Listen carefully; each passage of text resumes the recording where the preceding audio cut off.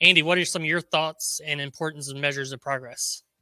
Yeah, so for us, it was more when we moved into this space. It was we had 2 years here, and I thought I want to fill this place in 2 years. We filled it. We filled it, unfortunately, in 11 months. So, which is kind of a problem.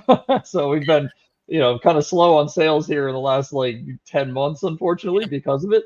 Because we haven't had any room to really add any major clients. We've added little things, little grocery stores here and there, nothing crazy.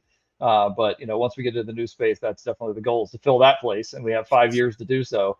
And I mean, it can hold 168 racks, I think. So if we ever fill that, we're going to be in very good shape.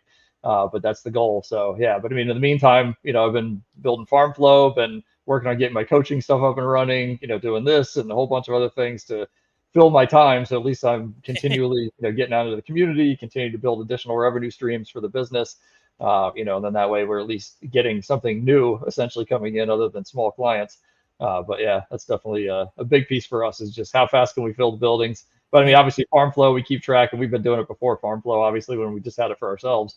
We were always keeping track of our monthly revenue and watching the ticker go up and down. And, the idea is to have it go up every month. Yes. So once I get out of here, full time sales, then I'll have all kinds of goals that I'm going to put in for financials, and really try and hit the ground running, beating the Awesome. streets, as some people call it. Yes. Get out there and sell. You gotta. That's a great goal. Yeah, fill up for 168 racks. You'll be doing well and be able to afford to get out of your lease or whatever you need to do at that point if you Yeah, need to move. So yeah, that'd without a be a good doubt. problem to have.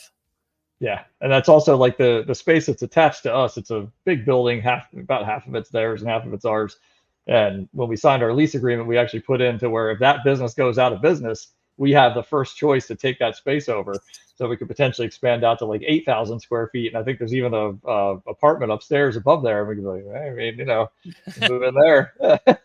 Place to sleep. Yeah, that'd be really nice. Just go Right. downstairs and work. Yeah. Yeah. So we'll see how it plays out. I mean, that's a long ways from happening, but hopefully it won't be that long. It's nice to have that flexibility if you Yeah. need it. For sure.